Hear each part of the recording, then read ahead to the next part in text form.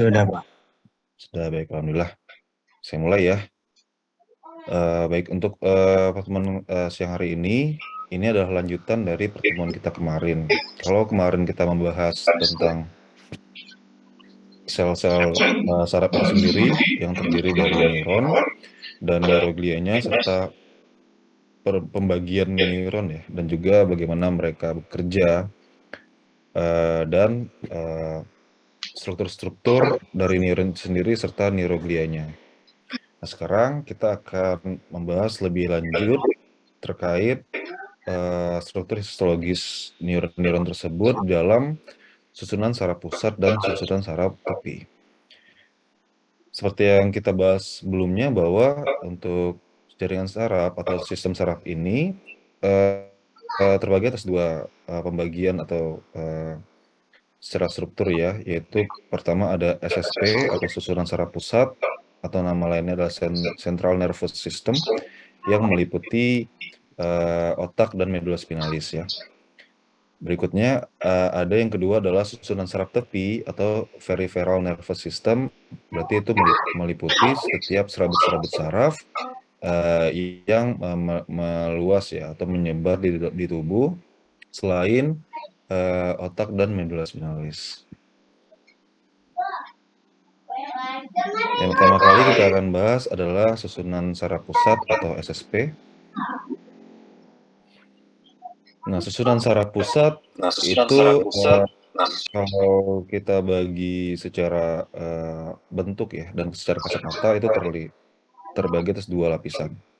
Ada lapisan yang disebut dengan substansia grisea dan substansia alba. Substansia grisea disebut juga dengan substansia abu-abu atau gray matters ya. Sementara kalau substansia alba disebut juga dengan nama lainnya adalah white matters. Karena memang warnanya seperti itu ya. Jadi kalau Inggrisea itu berwarna keabu-abuan saat nanti di histologi. Kemudian substansi alba juga warnanya kan warna putih. Nah, bagian-bagian dari sel saraf yang bisa kita temukan di masing-masing substansi ini adalah kalau pada substansi Grisea kita akan menemukan perikarion. Masih ingat kemarin itu ya bahwa perikarion itu meliputi badan sel dari sel sarafnya. Berarti badan-badan sel saraf ya meliputi inti selnya dan sitoplasmanya itu kita temukan di dalam substansia grisea serta beberapa serat saraf yang tidak bermielin. Sementara kalau substansia alba atau yang putih, kita akan menemukan di sana itu tidak ada perikarionnya. Jadi inti sel neuronnya itu tidak ada di sini, tapi yang ada adalah serat saraf bermielinnya atau dendritnya atau aksonnya ya. Jadi inti selnya atau sel badan badan sel dari sel sarafnya itu berada semua di bagian substansia grisea. Sementara suluran-sulurannya itu akan keluar dari substansia grisea dan akan banyak sekali menyebar di substansia alba atau yang putih.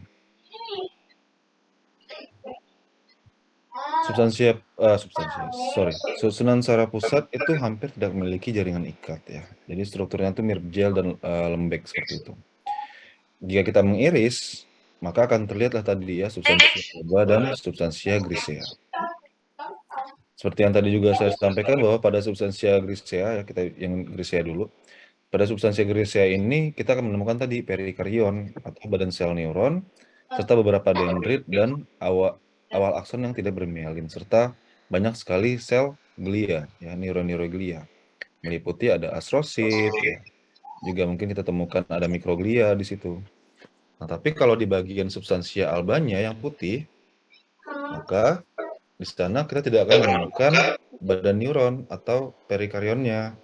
Yang akan kita temukan karena adalah suluran dari si perikarionnya atau sel neuron.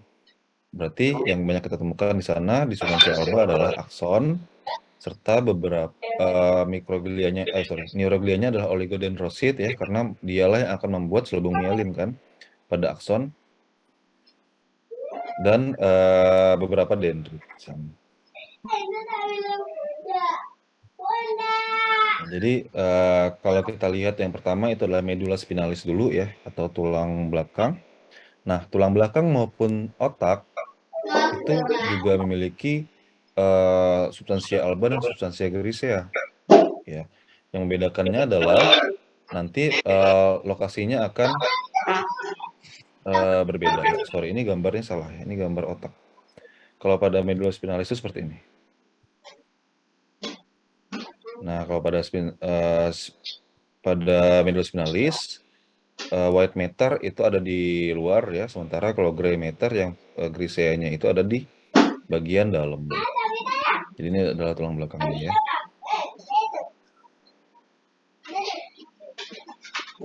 Nah, kalau ini kebalik ya. Kalau pada otak itu kebalik. Jadi justru white matter yang ada di dalam dan gray matter yang ada di luar.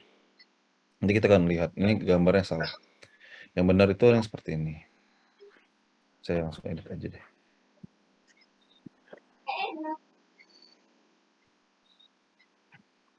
Oke, di medulla spinalis, ya, pada substansia albanya atau white matter, kita akan temukan banyak sekali kumpulan serat-serat saraf atau yang disebut dengan funiculus atau tractus ya, sama aja.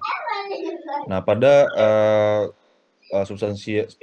medulla spinalis ini kita bisa bagi berdasarkan regio-regio. Yang pertama dari bagian anterior atau kita sebut dengan bagian ventral dari medulla spinalis.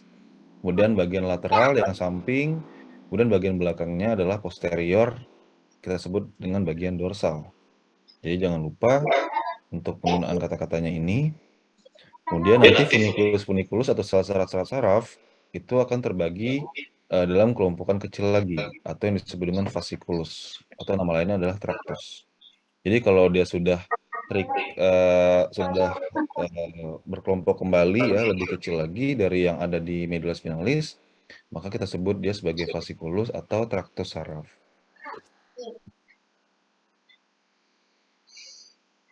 Nah, ini pada spinal cord atau pada medulla spinalis, kita akan menemukan gray matter-nya itu berada di tengah ya. Jadi gray matter-nya itu berada di sentral, kemudian dia tampak seperti huruf H. Jadi ini karena setengah ya. Tapi kalau dia lengkap di sini dia akan berbentuk huruf H atau seperti sayap kupu-kupu. Kemudian di bagian tengahnya ini ya, di bagian tengahnya ini ada kanal, central canalis namanya. Nah, disinilah kita temukan si neuroglia yang ependymal cell. Mereka akan melapisi bagian epitel dari central canal ini. Kemudian kita bisa membagi bagian-bagian dari gray matter-nya ini ya, ada yang atas dan bawah tergantung pada bagiannya. Kita tentukan dulu mana yang bagian ventral dan bagian dorsal ya. Nah, kalau pada kita sebut juga dengan nama lain adalah horns atau tanduk ya, karena memang dia bentuknya seperti bertanduk. Ada yang anterior horns dan ada yang posterior horns. Jadi sama-sama ada tanduknya. Kemudian sel-sel saraf yang bisa kita temukan di sini ya. Ini adalah kita temukan tadi apa aja di sini, ada perikarion ya, ada badan selnya dan juga beberapa dendrit. Tapi kalau pada white matter-nya kita tidak akan menemukan si inti selnya atau perikarion, tapi yang justru banyak di sini adalah si akson-aksonnya. Jadi kepala kalau kita istilahkan ya, kepalanya ada di sini, badannya ada di sini semua.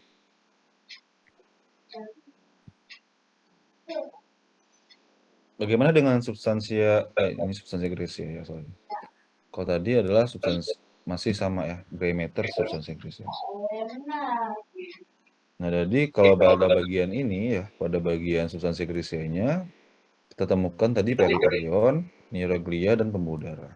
Kemudian daerah yang berbentuk huruf H atau kupu-kupu terdiri atas kornu anterior, kornu posterior, dan kornu lateralis.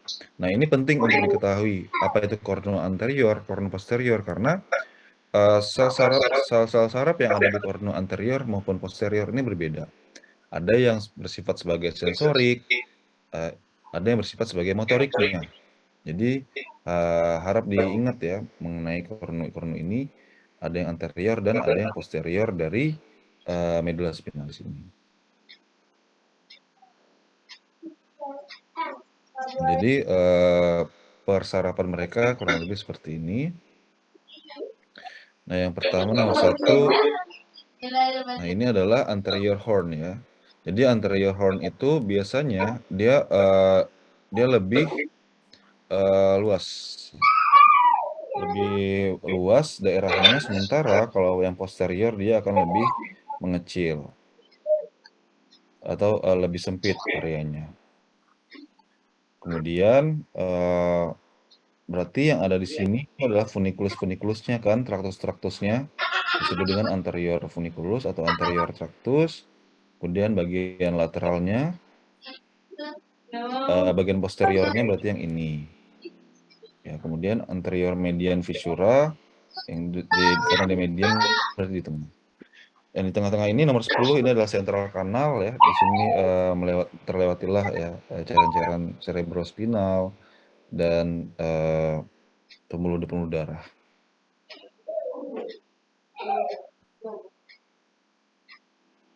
Jadi seperti ini kurang lebih tampilan dari medula spinalis. Bentuknya seperti H atau huruf seperti ini ya. Ini adalah bagian anterior yang luas, bagian ventralnya ya. Kemudian bagian dorsalnya atau posteriornya berarti yang bagian yang lebih tipis.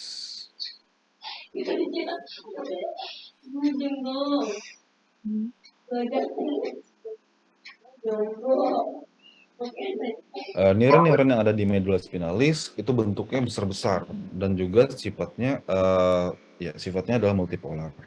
Masih ingat kemarin kan ya ada unipolar, ada bipolar, ada multipolar. Kalau multipolar berarti pada soma selnya atau pada perikarion itu memiliki banyak sekali dendrit-dendrit. Sementara kalau aksonnya hanya satu. Substansia alba berada di tepi atau di samping ya, sementara substansia grisea ada di dalam. Di tengah-tengahnya ada kanal sentralis yang dilapisi oleh sel neuroglia, sel ependel. Substansia grisea membentuk kornu anterior dan kornu posterior. Nah, ini yang membedakan ya. Jadi harap diingat, bagian kornu anterior pada medula spinalis itu yang bertanggung jawab terhadap neuron motorik. Neuron motorik berarti dia yang berefek, yang melanjutkan impuls saraf menuju ke efektor, baik itu otot ataupun gland atau glanjar. Tapi kalau kornu posteriornya, ya, kornu posterior itu adalah neuron sensorik semua isinya, yang mana mereka yang akan menangkap stimulus yang nantinya akan diberikan ke susunan saraf pusat untuk diproses, gitu ya. Jadi harap diingat yang anterior ini adalah neuron motorik, sementara kalau yang posterior itu adalah neuron sensorik. Nah, sekarang kita bahas tentang kornu anterior. Kornu anterior ini berarti yang tadi ya, yang motorik ya. Bagian yang paling banyak mengandung neuron. Sel sarafnya itu multipolar dan besar-besar. Kita bisa melihat di sana nanti intinya itu tampak bulat dan besar, serta perikarion dan dendrit itu mengandung badan sel atau granula-granula yang ada di sitoplasma ya, masih ingat. Kemudian akson Hillock dan akson tidak mengandung badan sel, itu sudah pasti. Kemudian akson keluar dari serat alfa eferen yang mempersarafi otot skelet. Nah, berarti dia yang berhubungan dengan neuron motoriknya ya. Jadi ingat kalau kornu anterior berarti dia neuron motorik atau yang menyampaikan informasi ataupun hasil pembacaan dari stimulus menuju ke efektor. Efektornya itu entah itu otot skelet ataupun itu ke kelenjar ya. Nah, kalau di kornu posteriornya berarti dia adalah neuron sensoriknya ya. Mereka yang justru yang mendeteksi adanya stimulus-stimulus rangsangan. Terdapat 4 grup sel saraf yang ada di kornu posterior, ada grup substansia gelatinosa, ada grup nucleus proprius, ada nucleus dorsalis atau disebut dengan Clark's column, dan grup visceral efferent. Kornu lateralis itu kelompokan sel saraf terletak dari thoracalis 1 sampai lumbalis 3, jadi panjang sekali. Sel sarafnya juga kecil-kecil. Nah, itu terkait medula spinalis ya. Berikutnya kita akan lihat otak.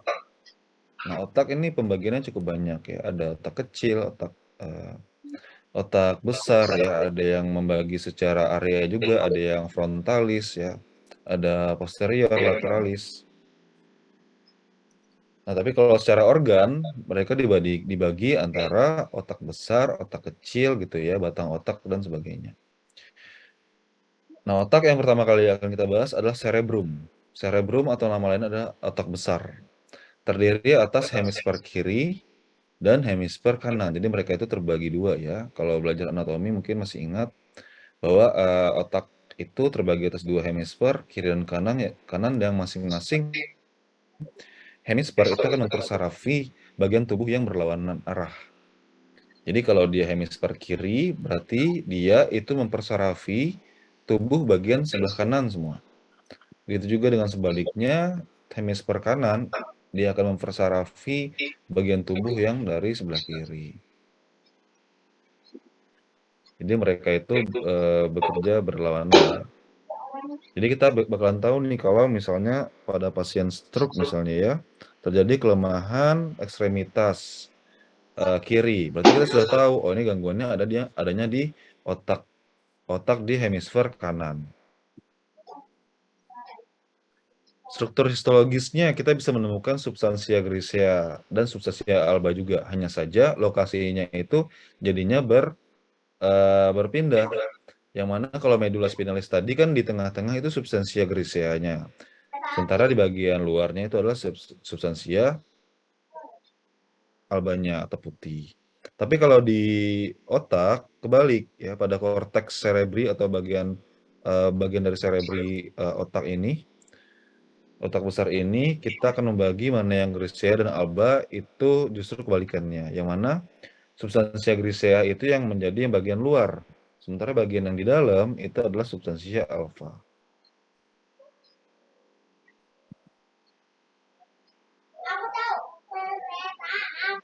Nah, ini adalah yang akan kita lihat jika kita membaca sediaan korteks pada cerebri atau korteks pada otak besar ya. Di sana kita bisa menemukan neuron pasti ya, neuroglianya juga sudah pasti, serat saraf, pembuluh darah. Ada beberapa tipe sel saraf yang bisa kita temukan unik pada cerebri atau otak besar. Pertama ada sel piramid ya. Kemarin sudah saya perkenalkan nih sel piramid bentuknya memang seperti piramid segitiga seperti itu. Terus ada sel stellata. Sel stellata ini dia berfungsi sebagai salah satunya adalah untuk menangkap adanya antigen. Kemudian ada sel fusiform, bentuknya berbeda, sel horizontal atau disebut dengan kajal sel, dan sel Martinotti.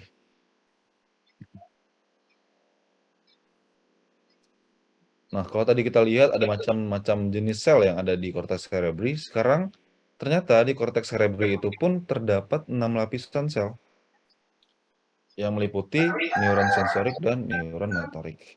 Apa saja lapisannya? Ya, lapisan ini kita sebut sebagai lamina. Lamina itu sama dengan artinya lapisan atau layers. Ya. Yang pertama itu adalah lamina molekular. Kedua ada lamina granularis externa. Yang ketiga lamina piramidalis. Keempat lamina granularis interna. Kelima laminalis ganglionaris. Dan yang keenam adalah lamina multiformes. Yang mana masing-masing lapisan tadi mereka memiliki sel-sel yang juga berbeda-beda ya. Misalnya pada lapisan molekuler yang plexiform yang pertama yang paling atas itu adalah dendrit ya, kita bisa temukan dendrit dari sel saraf dari sel piramid ya, sel piramid dan sel fusiform. Kemudian kita akan menemukan akson-akson dari yang terbentuk akibat bantuan sel stellata dan sel-sel horizontal dari kajal. Jadi kajal itu belum diperlihatkan yang tadi. Ada nggak ya gambarnya? Kalau yang di pertemuan sebelumnya kita sudah lihat ya bagaimana sel piramid itu bentuknya memang seperti piramid ya. Tapi kalau yang kajal nanti kita lihat gambarnya masing-masing. Kemudian lapisan granular luar. Nah, lapisan granular luar itu kita juga temukan sel-sel piramid, tapi ukurannya lebih kecil-kecil dibandingkan nanti di lapisan berbeda ya. Kemudian sel-sel stellata. Kemudian kalau lapisan piramid luar, nah karena namanya juga lapisan piramid ya, berarti yang paling mencolok di situ adalah sel-sel piramidnya juga yang besar. Kemudian lapisan molekuler atau plexiform, itu kita akan menemukan dendrit dari sel piramid. Jadi sel piramidnya itu ada di bagian sel piramid luar, tapi dendritnya akan panjang sekali nanti menembus sampai ke lapisan molekular. Serta juga akson-akson yang ada di sel stellata. Serta sel-sel horizontal of Kajal. Berikutnya adalah lapisan granular luar. Lapisan granular luar juga kita temukan sel-sel piramid kecil dan sel stellata. Sementara kalau lapisan piramid luar, berarti dia juga sel-sel piramidnya juga besar ya. Ini sama ya. Lapisan yang berikutnya itu coba saya lihat dulu. Granularis, ganglionaris, multiformus. Oh, kita lihat di sini aja ya. Nah ini, jadi kalau pada korteks cerebri, korteks otak besar, itu tadi ada 6 lapisan. Yang pertama ada molecular layer, external granular layer atau lapisan granular eksterna, ada lapisan piramidal eksterna tadi sampai sini ya berarti ya. Nah ini kelihatan ya di sana penyusunnya itu adalah sel-sel piramid memang sebagian besar dan ada perbedaan antara ukurannya. Yang mana ada sel-sel piramid yang lebih besar, ada yang lebih kecil ya. Kemudian pada lapisan ganglionaris itu sel piramidnya justru lebih besar lagi di sini ya. Kemudian multiform cell layer atau lapisan sel multiform di sini banyak sekali ditemukan jenis-jenis sel yang berbeda-beda bentuknya. Ada yang piramid, ada yang stellata ya. Nanti saat di praktikum akan lebih kelihatan. Nah, seperti ini salah satu contohnya ya pada cerebrum. Memang sebagian besar itu kita akan mengetahui bahwa ini adalah sel-sel piramid. Karena sel-sel piramid yang ada di otak ini ya, di otak besar ini sangat mendominasi di sini. Jadi sel piramid ini juga termasuk sel neuron ya. Jadi kalau masih ingat dengan kelas yang sebelumnya, neuron itu banyak sekali bentuknya. Tergantung pada lokasi dan fungsinya. Nah, kalau pada cerebrum, yang akan kita temukan banyak sekali itu adalah sel-sel piramid. Setelah dari cerebrum, kita akan berlanjut ke cerebellum atau otak kecil. Nah, kalau cerebellum, itu kita akan menemukan bahwa secara pembesaran paling besar, itu permukaannya akan tampak berlipat-lipat. Kita sebut sebagai folia. Yang mana berlipat-lipat seperti ini ya, seperti ruge juga nama lainnya. Dia berlipat-lipat berbeda dengan otak besar yang lipatannya itu tidak terlalu seperti di cerebellum. Terdiri atas bagian kiri dan kanan, ya sama juga, terpisahkan oleh bangunan yang berbentuk cacing seperti disebut dengan vermis. Nah, sama seperti di cerebrum, cerebellum juga memiliki lapisan. Hanya saja, kalau di cerebrum kan ada 6 lapisan ya. Tapi kalau di cerebellum itu hanya ada 3 lapisan saja. Yang mana lapisan-lapisan ini sangat gampang sekali dibedakan nanti saat kita melihat di sediaan histologinya. Yang pertama adalah lapisan molekuler. Lapisan molekulernya ini kita temukan sel-sel stellata dan sel basket. Kemudian kita bisa menemukan banyak sekali akson dan dendrit di sana, serta banyak sekali neuroglia. Berikutnya ada lapisan Purkinje atau ganglion. Nah, kalau nantinya setelah dari sini nanti kan kita masuk ke blok kardiorespi ya, kardio jantung dan paru-paru. Nah, di jantung nanti kita juga akan menemukan satu sel yang juga disebut dengan sel Purkinje. Ya, tapi mereka berbeda. Sel Purkinje yang ada di sini di lapisan di jaringan saraf ini berbeda fungsinya dengan sel Purkinje yang ada di jantung ya. Jadi nanti kita akan bahas di blok berikutnya bahwa di jantung itu juga ada yang disebut dengan sel Purkinje tapi fungsinya berbeda. Nah, kalau pada korteks cerebellum di bagian tengahnya kita akan menemukan sel neuron juga ya, sel neuron yang disebut dengan sel Purkinje. Dia cukup besar sekali. Kemudian ada lapisan granular ya. Jadi dia terdiri atas sel-sel saraf yang kecil-kecil sehingga tampak seperti bergranular. Nah, ini lapisan yang ada di cerebellum, ya, kelihatan ya, bagian yang molecular layer, ya, di sini ada sel-sel stellata, ada akson, ya. Kemudian ada beberapa sel saraf kecil-kecil. Nah, kemudian di bagian ini kita menemukan ada sel saraf yang besar sekali, ya, yang besar dan aksonnya itu sangat panjang. Nah, ini yang disebut dengan sel Purkinje tadi. Jadi saat adik-adik nanti menemukan adanya sel Purkinje ini, maka sudah diketahui bahwa ini adalah lapisan Purkinje pada cerebellum, ya. Setelahnya di bawahnya, ya, kita temukan sel-sel saraf yang kecil-kecil sekali. Kecil-kecil seperti ini tampak seperti bergranular. Maka kita sebut ini tadi, ya, lapisan granular pada cerebellum. Juga sama seperti ini, ya, berarti ini adalah lapisan molekulernya, ini adalah lapisan Purkinje-nya, dan yang bawahnya adalah lapisan granularnya pada otak kecil atau cerebellum. Nah, tadi setelah kita membahas antara dua organ otak, ya, ada otak besar dan otak kecil. Sekarang kita melihat bagian lainnya, yaitu pembungkusnya, disebut dengan meningen. Meningen merupakan membran jaringan ikat yang membungkus susunan saraf pusat. Jadi tidak hanya otak, meningen ini juga akan membungkus medula spinalis, yang mana meningen ini terdiri atas 3 lapisan yang kita sebut dura mater, arachnoid, dan pia mater. Yang mana ini menunjukkan ini ya, lokasi. Jadi dura mater itu yang paling luar, arachnoid bagian tengah, dan pia mater yang paling dalam yang bersentuhan langsung dengan korteks pada cerebri. Ini otak besar, ya. Nah, antara dura mater dengan arachnoid itu ada rongga.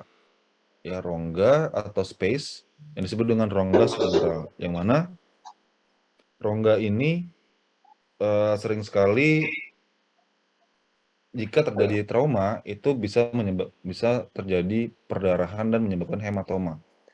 Jadi hematoma yang ada di sini kita sangat tergantung pada lokasinya. Kalau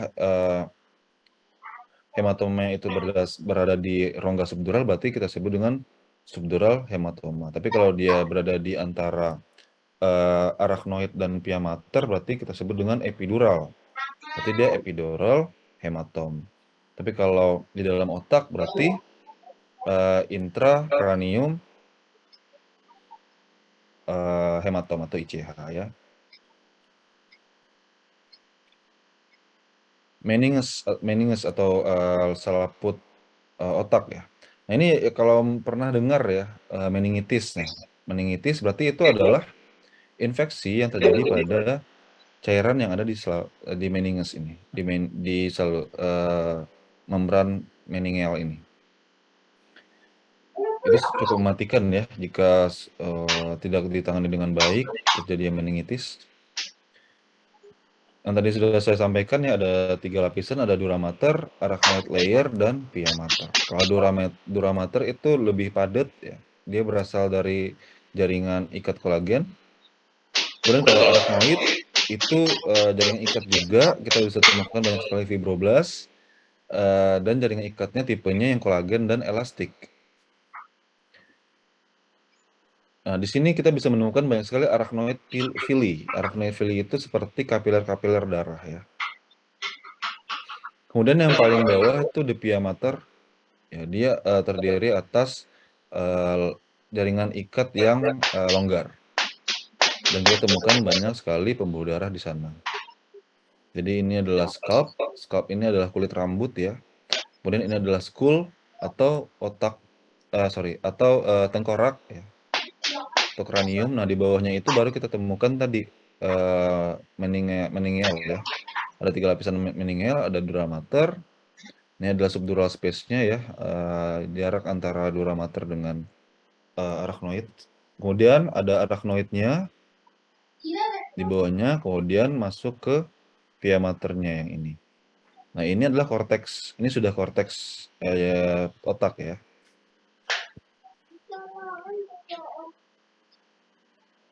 Oke, kita bahas satu persatu. Yang pertama ada dura mater, yang paling luar dulu. Terdiri atas jaringan ikat padat. pada otak dia menyatu dengan periosteum tengkorak, kan dia paling luar ya. Jadi dia, menyatu dengan, skull atau tengkorak kepala. Tapi kalau pada Medulla spinalis dia tidak. Dia akan dipisahkan dari, periosteum vertebra atau tulang belakang oleh rongga epidural. Kemudian, dia akan, dipisahkan dari arachnoid sehingga membentuk rongga subdural tadi. Jadi di bawahnya itu ada arachnoid, tapi dia tidak menempel antara dura mater dengan arachnoid, sehingga terdapat rongga yang disebut dengan rongga subdural. Permukaannya ditutupi oleh epitel selapis gepeng atau pipih dari sel-sel mesenkim. Berikutnya ada lapisan arachnoid. Ya, arachnoid ini dia terdapat sistem trabekular, jadi seperti apa ya, ada anyaman-anyaman yang membentuk rongga subarachnoid. Nah, di sini kita bisa menemukan cairan-cairan cerebrospinal yang berhubungan dengan bagian otak atau ventrikel otaknya. Jadi kalau adanya infeksi pada meningeal ini disebut dengan meningitis itu ya, berarti terjadi produksi cairan cerebrospinal ini yang meningkat sehingga dia akan menekan bagian dalam otak. Jadi kita bisa bayangkan kalau ada misalnya di tengah-tengahnya itu adalah otak, cuman kemudian di sekitarnya itu ada ada tabung air ya, tabung air. Nah, saat tabung air itu diisi banyak sekali cairan, sehingga tabung tabung air itu jadinya membesar, sehingga bagian yang tengah itu akan tertekan.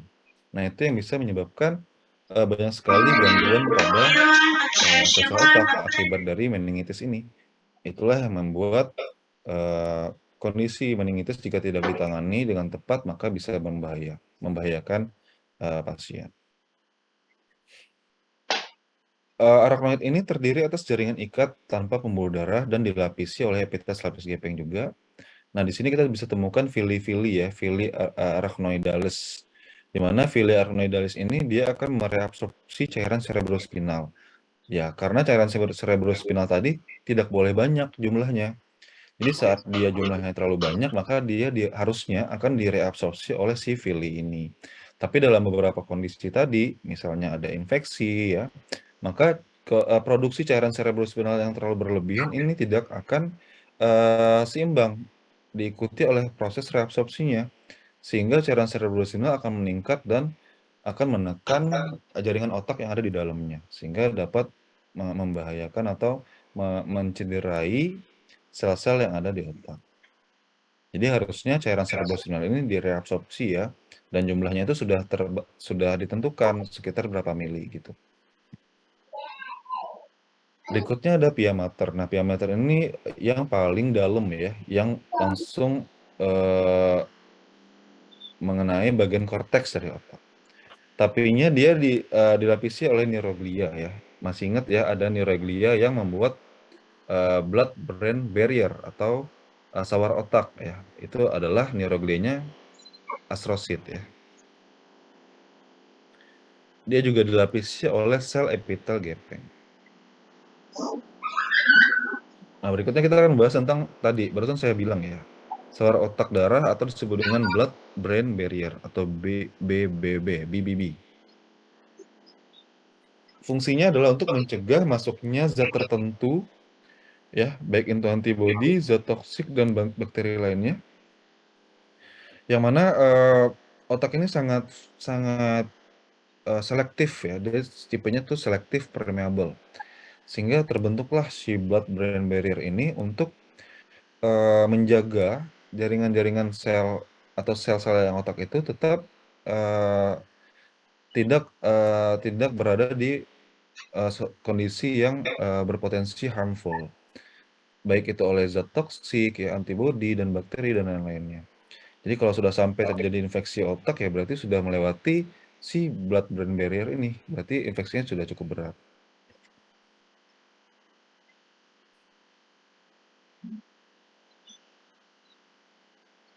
Jadi kurang lebih seperti ini ya. Jadi bagian otak, nah dia akan dilapisi oleh si blood-brain barrier ini. Nah, blood-brain barrier ini dia dibentuk oleh si astrosit ya. Jadi masih ingat kalau astrosit itu dia yang salah satu penyusun utama dari blood-brain barrier. Jadi dia yang akan mencegah lewatnya substansi-substansi yang berbahaya ya. Misalnya ada bakteri, zat-zat toksik ya, zat-zat kimia dari darah ke jaringan saraf. Oke, setelah dari susunan saraf pusat, sekarang kita masuk ke susunan saraf tepi atau SST. Peripheral Nervous System ya, atau PNS atau SST sama aja. Itu merupakan segala bentuk serabut saraf ya selain dari otak dan medula spinalis. Yang mana mereka akan dibantu dan disokong oleh neuroglia dan jaringan-jaringan ikat. Komponen-komponen utama pada SST ini meliputi yang pertama pasti adalah saraf tepinya. Berikutnya ada yang disebut dengan ganglia. Ganglia ini juga merupakan saraf tepi, tapi dia sudah dibungkus di dalam suatu jaringan ikat, sehingga dia tampak seperti bundelan sel saraf. Kemudian ada nerve ending ya, atau ujung saraf. Ya, nanti kita akan lihat ujung saraf itu apa. Oke, SST ini komponen utamanya adalah saraf itu sendiri, ya, saraf tepi tersebut, ganglia, yang tadi saya sampaikan dia adalah kumpulan kumpulan saraf-saraf yang dikumpulkan oleh jaringan ikat, kemudian ujung saraf atau terminal dari saraf. Gabungan serabut saraf itu akan membentuk suatu traktus atau disebut dengan jaras. Ayo, nanti di anatomi dan fisiologi akan sering sekali mendengar istilah jaras. Jadi jaras ini adalah gabungan serabut-serabut saraf yang sama, ya. Dia akan membentuk tadi fasciculus atau traktus. Sehingga itu yang disebut dengan jaras. Jadi dia biasanya tuh sepanjangan itu dengan jaras yang sama, jaras itu maksudnya adalah sumber dan ujungnya itu satu gitu. Jadi satu jaras, satu jaras, satu jaras gitu. Berarti mereka berasal dari gabungan serabut saraf yang sama dan mempersarafi bagian yang sama juga. Nah, di SST kita akan menemukan sel swan ya, masih ingat ya. Kalau neuroglia yang membentuk selubung mielin pada susunan saraf tepi itu adalah sel swan.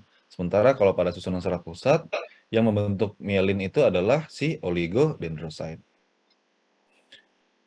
Aksonnya pada SST ini berdiameter kecil-kecil ya. Dan beberapa serabut saraf itu tidak bermielin. Tapi kalau akson yang berdiameter besar, maka dia akan bermielin.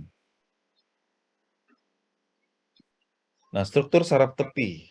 Ya, kalau pada saraf tepi kan berarti dia akan menyebar ke seluruh bagian atau jengkal tubuh. Maka mereka membutuhkan suatu struktur mekanik ya. Struktur mekanik yang dapat mempertahankan lokasinya dan mencegah dari kerusakan. Jadi mereka itu dibungkus oleh suatu jaringan ikat. Nah, jaringan ikat tersebut itu berlapis-lapis juga ternyata. Ada yang disebut dengan epineurium, ya, selubungnya itu yang paling luar dekat jaringan ikat padat. Ada yang perineurium, ya, dia akan melapisi antara satu serat saraf dengan serat saraf lainnya. Kemudian endoneurium, dia yang membungkus di dalamnya, di dalam serat saraf yang lebih kecil. Coba kita lihat ya. Kemudian ada saraf pembagian yang aferen dan eferen. Masih ingat ya, bahwa yang aferen itu berarti yang saraf sensorik ya, mereka yang akan mensensor atau mendapatkan rangsangan atau mendapatkan stimulus. Nah, yang eferen berarti itu adalah saraf motorik yang akan berhubungan langsung dengan si efektor. Ya, baik itu otot maupun ke kelenjar. Nah, ini adalah lapisan-lapisan pada serabut saraf. Ya, jadi mereka itu akan dilapisi oleh jaringan ikat. Ya, ada yang disebut dengan epineurium yang paling luar, kemudian di dalam tengahnya lagi ya, antara satu fasciculus dengan fasciculus lain, itu akan dilapisi oleh perineurium. Yang ini ya, perineurium. Nah, di dalam fasciculus, di dalam satu fasciculus ini, itu juga banyak sekali sel-sel sarafnya kan, ya.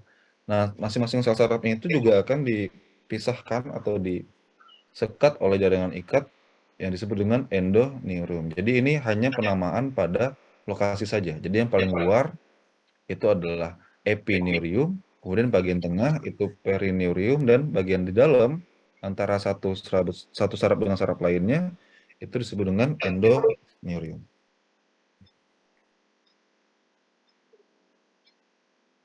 Jadi seperti ini kita bisa temukan si perineurium ya, yang ini. Berarti ini adalah satu fasciculus ya. Perineurium, nah ini di antara-antaranya ini adalah endoneurium. Berarti kalau epineuriumnya ada di luar sana ya, jauh. Berikutnya ganglia. Jadi kalau kita bahas tentang saraf tepi, sekarang saraf berikutnya adalah ganglia. Nah, ganglia tadi sudah saya sampaikan bahwa mereka itu sebenarnya adalah sekumpulan saraf. Sekumpulan saraf yang dibungkus oleh jaringan ikat. Nah, berdasarkan arah impuls, mereka juga sama, ada yang ganglion sensorik dan ganglion otonom. Kalau sensorik, dia akan menerima impuls atau rangsangan dari aferen, ya dari saraf sensorik menuju ke susunan saraf pusat untuk diterjemahkan, untuk diproses integration ya.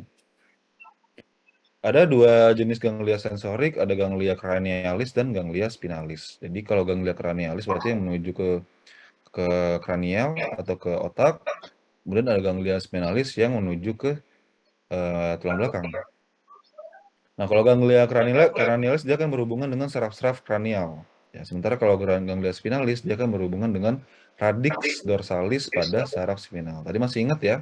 Kalau pada medula spinalis itu bagian dorsalisnya itu, bagian yang kornu posterior, dialah yang akan berisi neuron sensorik ya untuk menerima dulu ya. Barulah nanti dia ke bagian kornu anterior yang berisi neuron motoriknya untuk mengarahkan ke efektor. Kemudian pada ganglia kita akan menemukan bahwa sel-selnya itu besar-besar. Jadi badan selnya itu akan tampak besar-besar dan mempunyai sel satelit. Nah, sel satelit inilah yang kemarin di pertemuan sebelumnya saya sempat kenalkan nih, bahwa di susunan saraf tepi, selain sel swan, itu juga ada disebut dengan sel satelit yang merupakan neuroglia. Nah, kalau sel swan itu dia fungsinya untuk membentuk mielin pada susunan saraf tepi.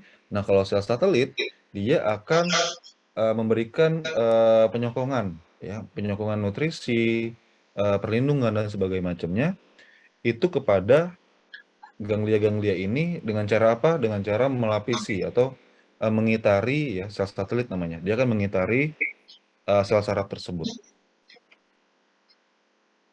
Nah, jadi kurang lebih seperti ini gambaran dari ganglion ya. Ganglia itu adalah per satunya, tapi kalau sudah sebanyak ini kita sebut dengan ganglion. Nah, ini adalah ganglion spinal. Nah, kita lihat bahwa sel sarafnya itu besar-besar ya, seperti ini ya. Ini adalah sel saraf. Jadi bagian tengah-tengahnya ini seperti bintik-bintik, ini adalah badan niselnya. Ya. Ini ada yang di tengah-tengah adalah inti sel. Nah, kalau kita perhatikan ini ada banyak sekali sel-sel yang mengitarinya. Ya, sel-sel inti kecil-kecil dia akan mengitari dari masing-masing sel saraf. Nah, itulah yang disebut dengan sel satelit. Jadi ganglion itu masing-masing itu pasti memiliki sel satelit masing-masingnya. Berikutnya kita akan dikenalkan dengan istilah susunan saraf otonom. Ini termasuk susunan saraf tepi juga. Jadi dia digolongkan dalam susunan saraf tepi. Ada dua jenis ya yang otonom ya. Otonom ini artinya mereka bekerja secara involuntir. Jadi kita tidak bisa mengendalikan saraf otonom ini. Jadi mereka sangat tergantung pada kondisi tubuh. Karena memang fungsinya adalah untuk mempertahankan keseimbangan fungsi-fungsi tubuh. Jadi saat satu hormon berkurang, maka akan ada saraf otonom yang memerintahkan untuk ayo dinaikin produksinya. Atau ada yang hormonnya terlalu banyak, over production misalnya atau hiperaktivitas, maka akan ada juga saraf-saraf yang mengetahui itu dan menghentikan nih atau mengurangi atau menghambat hiperaktivitas dari sel-sel hormon tersebut. Jadi mereka itu bekerja secara otomatis ya. Tujuannya adalah untuk menjaga keseimbangan tubuh. Ada dua ya, ada simpatis dan parasimpatis. Yang mana simpatis dan parasimpatis ini bekerja secara berlawanan. Yang contohnya ya misalnya ya, Kalau misalnya simpatis ini adalah mereka yang saraf-sarafnya itu memerintahkan untuk jantung agar, berdetak lebih kencang atau lebih cepat gitu ya.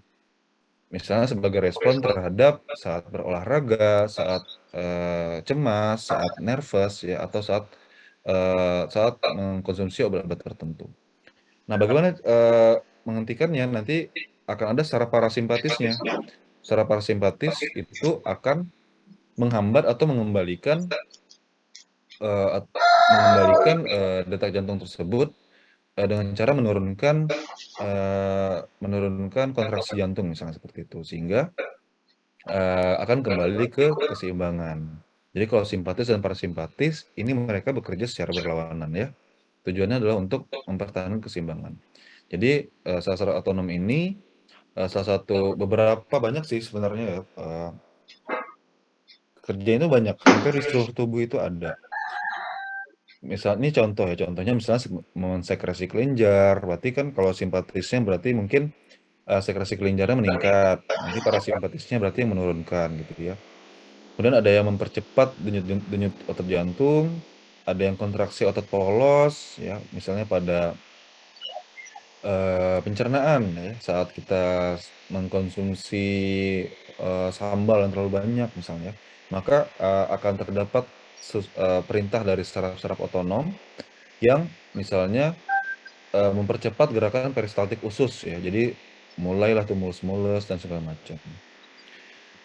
Begitu juga dengan yang lainnya, misalnya terkait, pupil mata ya, jadi ada yang dilatasi, melebar ya, ada yang kontriksi atau menyempit pupil pupil matanya, itu juga dikendalikan oleh, saraf tepi yang simpatis maupun parasimpatis.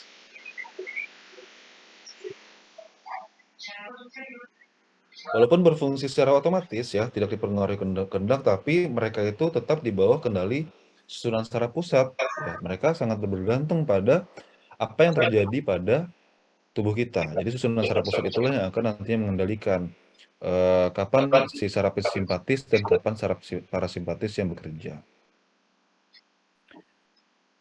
Nah, pusat, koordinasi lainnya selain susunan saraf pusat, mereka juga dipengaruhi oleh hormon-hormonal ya. Berikutnya adalah ganglia otonom. Ini juga sama yang tadi ya, kalau tadi kan susunan saraf otonom, ada susunan saraf tepinya. Nah, sekarang kalau ganglia otonomnya juga kurang lebih sama, mereka berfungsi untuk, eee, fungsi-fungsi saraf-saraf yang, otonom, yang tidak bisa kita kendalikan. Jadi, seperti tadi misalnya pada, denyut jantung ya, pada saat kita, sesak napas misalnya ya, sesak napas sebagai kompensasi saat tertutupnya jalan napas, itu juga dipengaruhi oleh saraf-saraf, otonom ya, saraf-saraf otonom yang simpatis maupun parasimpatis. Nah, kalau kita sebut dengan ganglia berarti dia sudah dalam kumpulan sel saraf ya, jadi banyak saraf-saraf, otonomnya. Berikutnya kita akan bahas tentang ujung saraf atau nerve ending. Nah, apa saja sih ujung saraf? Ujung saraf itu ya pasti ke efektornya. Kemana efektornya ini? Apakah dia ke otot, ya otot skelet, ya. Berarti dia akan nantinya ke bagian otot rangka ya di motor end plate-nya ya sebagai motorik, atau ke gelendong otot atau muscle spindle itu sebagai sensorik jika eh, ada rangsangan di sana. Nah, berikutnya ada pada epitel, misalnya pada akhir saraf bebas, contohnya misalnya pada kulit ya, atau pada jaringan. Nah, ini contoh-contohnya juga pada kulit nih. Berarti ujung sarafnya pada reseptor-reseptor yang ada di kulit maupun organ lainnya. Itu ujung saraf. Nah, ini contoh ujung saraf yang ada ya. Nah, kalau Pacinian ini adalah reseptor yang ada di kulit nih. Ini yang membantu kita untuk merasakan adanya vibration atau getaran dan tekstur permukaan. Kalau Ruffini ini kalau tidak salah ini yang mendeteksi panas ya pada kulit. Kalau Krauss ya, Krauss ini dingin. Jadi saya lupa antara Ruffini atau Krauss, ini salah satunya adalah yang panas dan satu yang dingin. Kemudian ini Meissner ya, tulisannya Meissner. Nah, ini juga kurang lebih sama, ini juga ada di kulit. Ini juga sama seperti Pacinian Carpusel ini, cuma dia berada di lebih atas, sehingga dia dapat mendeteksi adanya perabaan halus. Ini perabaan halus yang tidak perlu ditekan gitu ya. Contohnya kapan kita menggunakan ini? Ini sangat berfungsi sekali pada orang-orang yang tunanetra atau yang buta. Mereka membaca dengan huruf Braille misalnya ya, itu menggunakan si saraf-saraf ini, si Meissner ya terutama. Dan kalau lebih ditekan akan mengenai Pacinian. Jadi kalau Pacinian ini dia berada di dermis ya, lapisan bawah kulit. Tapi kalau di Meissner ini berada di bawah epidermis dikit ya. Dia berada disebut dengan papilla dermis. Nah, kalau free ending ini dia bisa merasakan nyeri ya. Nyeri pada kulit. Nah, kalau muscle spindle berarti ini tadi gelondong saraf pada otot ya. Ya contohnya seperti ini kulit ya. Ini epidermis. Nah, ini ada papilla dermisnya. Ini ada kita temukan si Meissner tadi, corpusculum Meissner. Ini adalah reseptor ya, reseptor untuk tekstur dan getaran. Sehingga kita bisa merasakan, oh ini licin ya, ini adalah ada sedikit gerindel-gerindel gitu. Atau ini teksturnya kasar ya, kurang halus.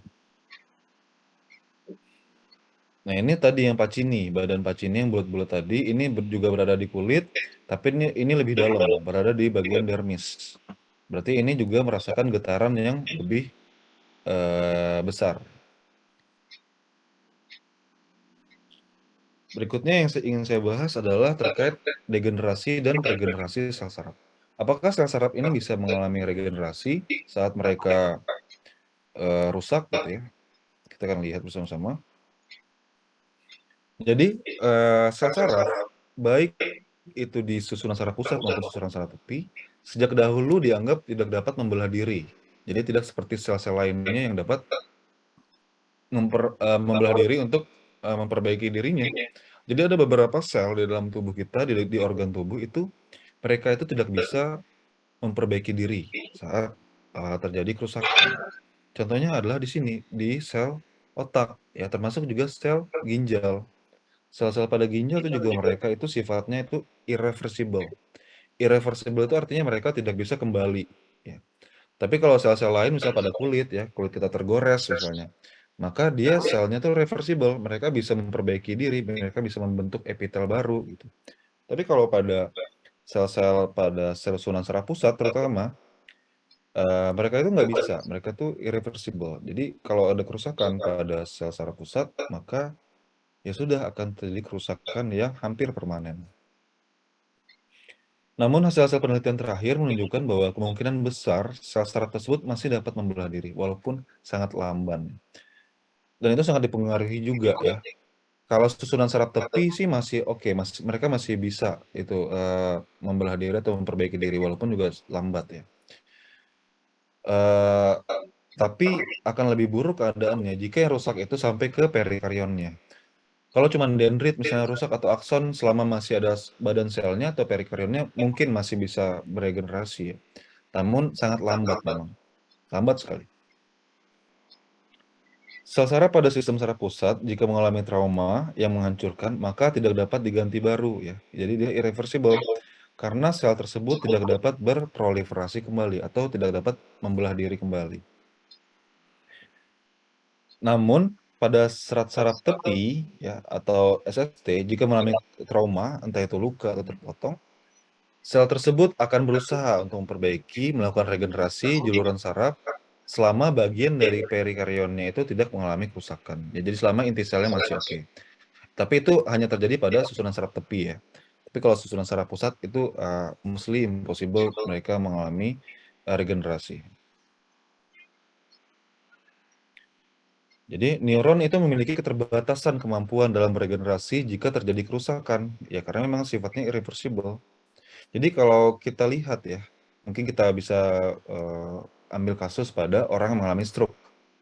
Orang yang mengalami stroke itu kan terjadi pecahnya pembuluh darah pada otak sehingga mencederai sel-sel darah otak ya. Mereka itu jika sudah sampai mengenai atau berefek pada kondisi yang buruk ya, misalnya sampai mengenai kelumpuhan atau kelemahan otot, ya, berarti itu sudah mengalami gangguan nih pada sel-sel saraf yang mempersarafi bagian otot-ototnya. Makanya kalau orang yang pasca stroke itu sangat sulit sekali bisa kembali ya, kembali normal beraktivitas, apalagi kalau mengalami kelumpuhan ataupun kelemahan tadi. Walaupun mereka tetap menjalani rehabilitasi dengan harapan terjadi regenerasi sel yang lamban tadi. Tapi sangat sulit sekali untuk mereka bisa kembali melakukan aktivitas seperti pada umumnya.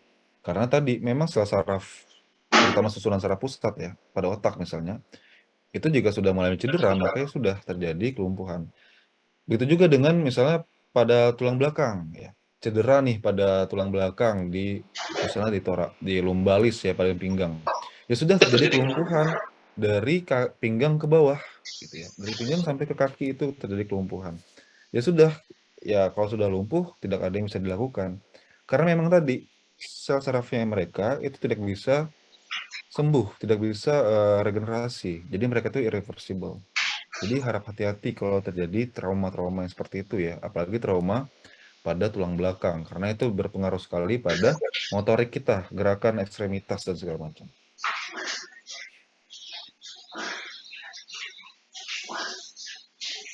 Nah, regenerasi di susunan saraf pusat itu terbatas kenapa ya? Kenapa sih mereka sulit untuk beregenerasi? Ada beberapa teori yang menyebutkan bahwa pertama, karena di sana itu banyak sekali sel sarafnya, banyak sekali akson-akson, sehingga jika terjadi kerusakan ataupun misalnya benturan, cedera, yang lain-lain ya, maka banyak sekali akson yang terlibat, yang terkena dampak gitu, sehingga sangat sulit untuk memperbaiki mereka semua. Berikutnya adalah tentang astrosit. Kita ketahui bahwa astrosit ini jumlahnya itu kan 70 sampai 80%, sorry, 60 sampai 70% jumlahnya itu banyak dibandingkan sel neuron itu sendiri.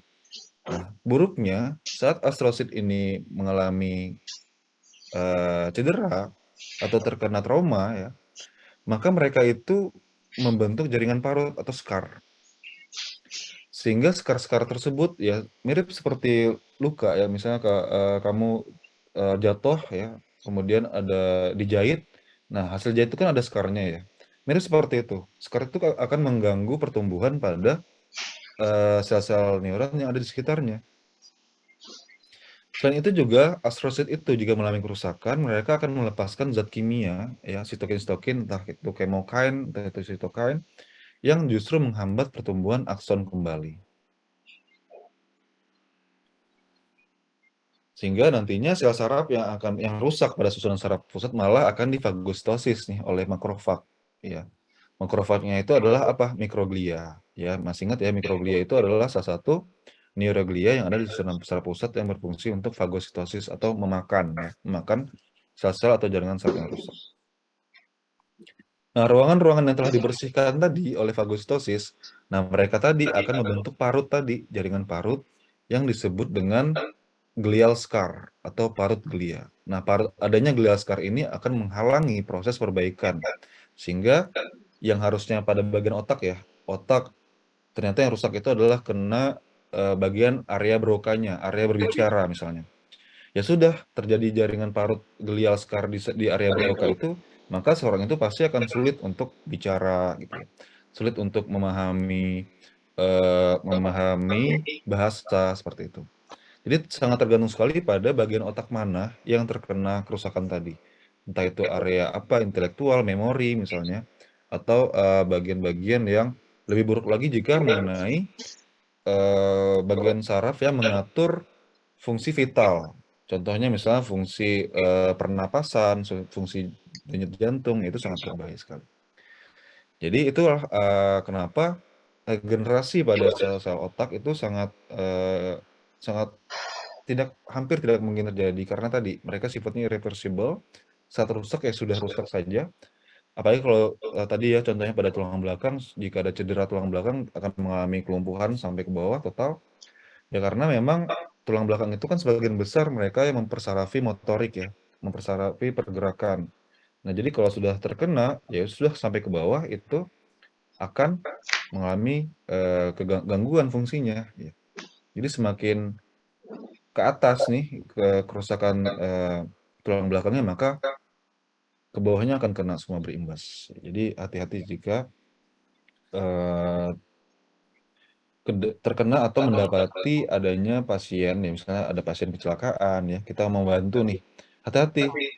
Kalau kita tidak tahu di mana terjadi cedera, sebaiknya jangan diangkat gitu ya, karena justru nanti akan memperparah cedera. Jadi biarkan orang-orang yang memang ahli di bidangnya, entah itu ambulans atau memang seorang dokter yang sudah, terbiasa di IGD ya, atau nanti kalau adik-adik sudah lulus mungkin bisa, dan eligible buat melakukan itu, silakan. Tapi harus memperhatikan juga atau mengetahui ilmu-ilmu teorinya bahwa tadi tentang saraf, tentang, tulang dan sebagainya dan teman-temannya ya. Baik, itu aja yang ingin saya didiskusikan terkait, perkuliahan sekarang, tentang susunan saraf pusat, susunan saraf tepi, serta regenerasi dari saraf-sarafnya. Jika ada yang ingin ditanyakan, dipersilakan sekarang.